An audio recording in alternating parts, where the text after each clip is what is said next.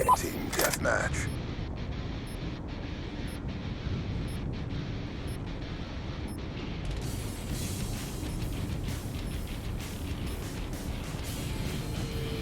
Deadly force is authorized.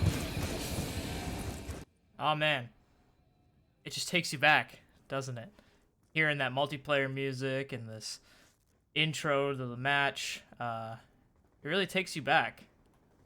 Takes you back to a time when multiplayer games were actually fun, you know?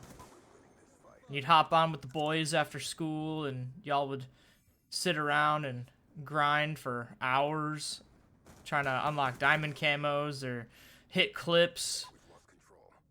You know what I mean? It was a good time. And it's that very, oh my god, my aim is atrocious. Oh, listen, man, I'm as great as Black Ops 2 is, and a lot of these like older Call of Duties, they definitely show their age now. Okay, like there are so many like quality of life features and things that newer games have that these don't. You know, it feels weird to say that like back in the day, games just kind of came as they were, and like, yeah, you had like options for like control layouts and sensitivity and all that stuff, but nowadays, you hop into a brand new game and you're fiddling with the settings before you even start the game because you want to make sure it's configured just right, with FOV and custom button mapping and all that stuff. Not that that's a bad thing. I love having that kind of modularity in my games nowadays, but there is something simpler about just, booting up the game. First of all, you don't even have to download the game. You just put the disc in, and, oh my god, a fucking bouncing Betty, are you kidding me? There was something so simple about just, putting the game in, watching the boot up. Maybe you fiddle with your sensitivity a little bit, change up your control scheme, but then you're just in, man. You're playing the campaign, you're playing zombies, you hop into multiplayer, whatever. There's something simpler about that. But, I do replaying this game, which I have done quite a bit recently. It's certainly made me, I don't know, it's made me, I guess, kind of miss some of the, modern amenities, and then just how like floaty this game feels at times. Like maybe it's just because I'm not used to it, but it feels like some of the newer games are a lot tighter, I guess. I don't know how else to describe it. Like this just feels very floaty compared to some of the newer CODs. Still very, very snappy though. I mean, look at me now compared to how I started this game out. I'm hitting fools. Even though these are just bots, I am aware of that. There's only like not even like 1,000 people playing. So I just, for the sake of capturing easy footage, I decided I was just gonna hop in and play against bots. Plus, I imagine a lot of the online lobbies in this game at this point are like super modded to hell. Like you probably can't even get a base game vanilla lobby going. I also do own all the DLC, so it would make that even harder for me to find a match. But anyway, that's not what the point of this video is about. I kind of started things off on a long tangent here, but not without reason, right? I don't even know why I have a counter UAV equipped. Do bots, can they even use the minimap? Is having a counter UAV entirely useless? I think so. I might have to swap that out after this. But anyway, yeah, that's not the point of this video. The point of this video is, oh my god. The point of this video, is, I guess, to illustrate how I've been feeling lately, or I guess to just talk about how I've been feeling about multiplayer games lately. If you can tell by the title of this video, it's something along the lines of like why I don't play multiplayer games anymore, or why I don't play multiplayer games as often. And simply put, a lot of this, I guess, conversation kind of came, well, okay, it's been coming for a while now. Like, it's been something that has been on my mind for a while. Like, it might be a bit of an exaggeration to say years, but the idea of, like, not playing multiplayer games anymore or being single-player exclusive is something that has definitely crossed my mind a lot. And I guess I was kind of pushed to a tipping point this year with the release of Modern Warfare 2, 2022, and followed shortly by Tears of the Kingdom in 2023, as well as, like, you know, the RE4 remake and the Dead Space remake, you know, these beautiful, amazing remakes of games that, while I didn't play RE4 in my childhood, I do remember playing Dead Space. 43 and 4. Bro, look at me. I'm a god. Yeah, so with the release of all of these, like, phenomenal single-player titles, I haven't, like, I don't know how to describe it. With the release of all these phenomenal single-player titles that I've wanted to play, I kind of stepped away from multiplayer games with, you know, Modern Warfare 2, and I guess that was really the only one I was playing. Halo Infinite was another one that I was playing a lot, and for a very long time, I kind of thought, like, well, you know, if I had a mix of multiplayer and single player, that would be fine, because multiplayer games, you can kind of play forever, right? Like, I mean, especially on a game like Black Ops 2, with bot support like this built in, like, I can literally just boot up this game, and I can play any map I want, I can play any mode I want. Granted, it's not going to be quite the same as going up against real people, but I could always turn the difficulty up if I want. Or I could, you know, get something like Plutonium, well, for as long as that's going to last on PC. Who knows if Activision's going to cancel it. Look at this man. But yeah, I always thought that having a mix of both would be, like, my best option, because then I could have the best of both worlds. I could play the multiplayer games whenever I was bored and didn't have a new, like, single-player game to play, and I could play the single-player games when I wanted to break from the multiplayer games. It was perfect. But if you have played... this term, modern gaming, is really, really... it's almost becoming a meme at this point to me, but if you've played any modern game in this, you know, current landscape, you know just exactly how engineered multiplayer games have become, right? With limited time battle passes and events and in-game shops where you can buy weapon skins for only one weapon, by the way, for like a third of the price of the base game.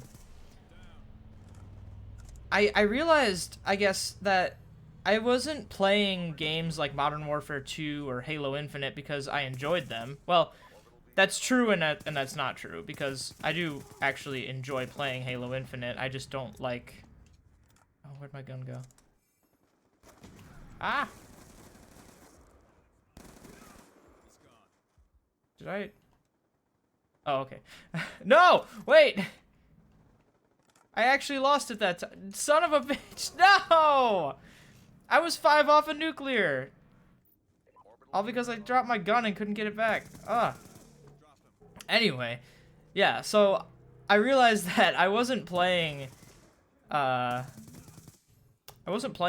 games like Halo Infinite and Modern Warfare 2 2022 for the love of it.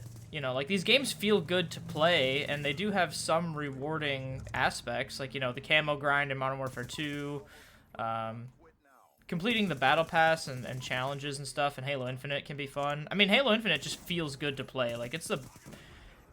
would it be controversial for me to say that it is the best Halo game in terms of feel? Like, playing Halo Infinite just feels so good. And I don't know if it's, like, sound design, controls, graphics, whatever. Like, all these things just kind of come together and make a beautifully smooth game. That's not to say the other Halo games aren't smooth, but I think Halo Infinite is just the best. But that's beside the point. I realized that I was playing these games not because I enjoyed them or because I was having a lot of fun while playing them. I was playing them because I wanted to complete my battle pass, or I wanted to finish a certain challenge, or whatever. And there I go, wasting a whole nother game. 36-1. Was so close to that nuclear. I'm hoping maybe I can get it here in one of these games, and hopefully I can finish this goddamn commentary. Okay, now that we're back in the game, let me try and focus in on actually finishing this commentary. But yeah, so I wasn't playing them because I was having fun. I was playing them because there were challenges or limited time events that were pulling me in and making me feel bad for not playing, which is the whole point, right? That's what they create these systems to do. You know, game developers aren't stupid. I imagine a lot of them play video games themselves. At least I would hope they do. But, like, it was a thing where they know that there are a lot of games on the market, both multiplayer games and single-player games, that are pulling for your attention. You know, and on top of that, you have things like mobile games that are consistently, you know, trying to get people in and checking in every day and all that stuff. Like, all these systems are put in place to keep you as an active member, I guess, of the game and keep you playing so that you're more likely to spend money in the in-game shop and all that stuff. You know, they're taking an unlimited they're taking something that is unlimited, such as a digital good, like a weapon skin or character model, whatever, character skin, and they make it limited, right? So they put it in the shop, but it's only going to be in the shop for a week. Or they put it in a battle pass, but the battle pass is only going to be around for a few months, and you better, you know, grind out some challenges and get to that tier, otherwise you're never going to get this skin again. Which, you know, shout out to Halo Infinite for actually making the battle passes permanent, though I feel like that was kind of a necessity of the game, because there's no real content to unlock otherwise, so if the battle passes were limited, then 343 would have nothing for you to unlock and progress towards, but at least it's a system that exists. And, you know, you buy a battle pass in Halo Infinite, you're basically guaranteed to get that content as long as you play the game. But I didn't like feeling like that. I didn't like feeling like I was nothing but a dollar sign to these people, to the developers or the publishers, whoever's in charge of all this shit. I didn't like that.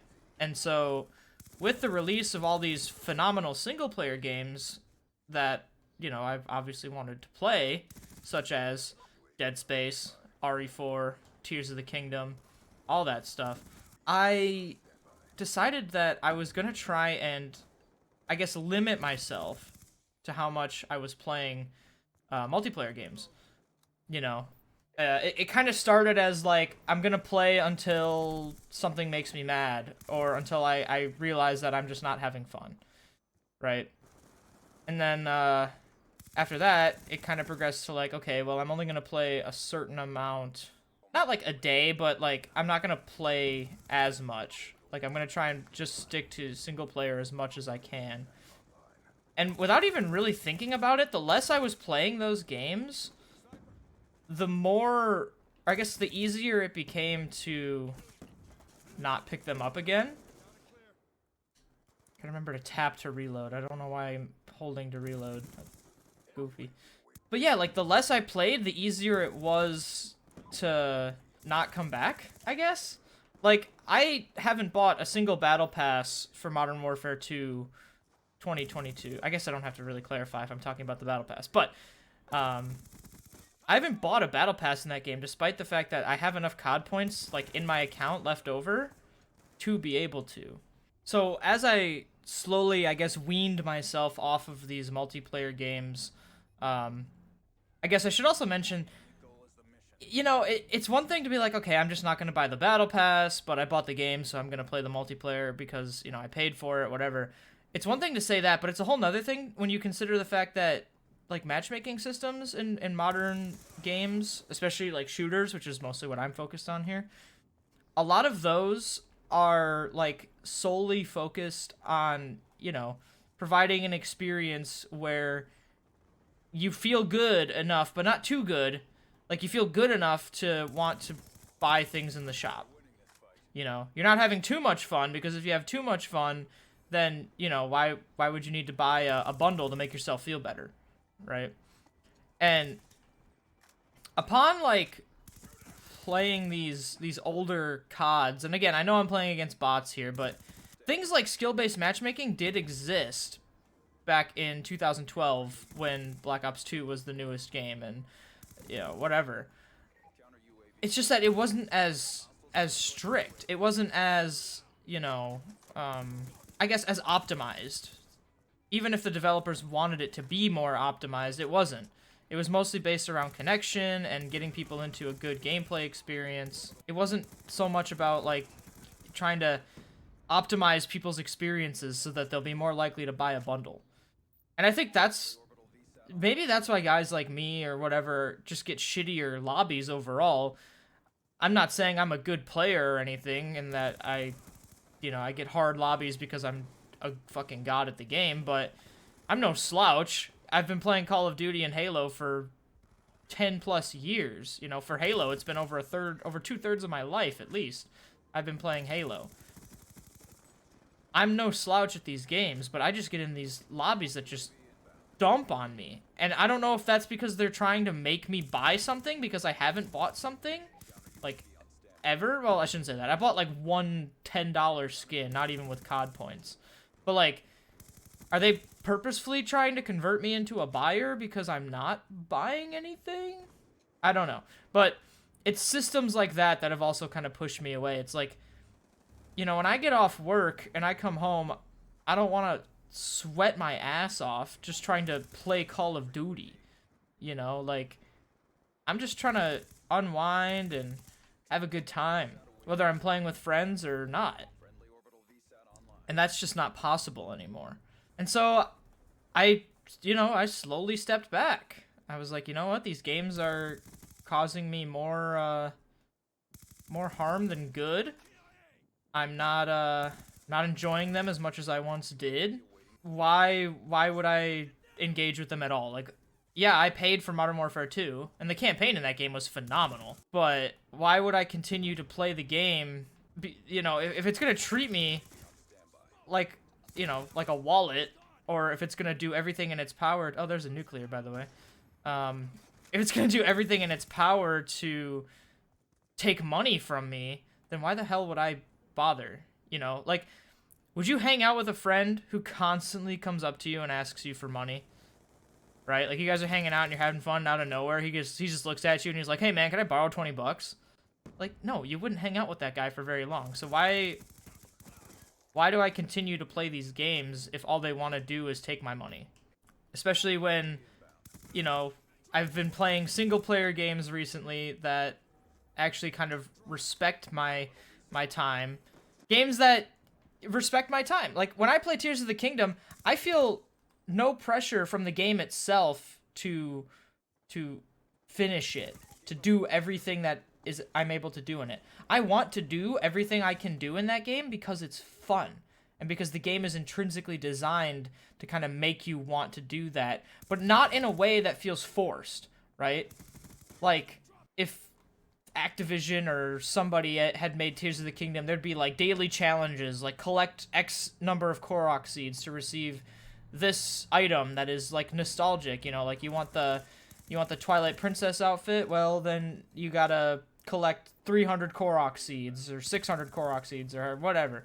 You know what I mean? Nintendo doesn't do that. I mean, yeah, Nintendo's not a great company. They're not the golden child, but they make good products at least, for the most part. they make good products at least.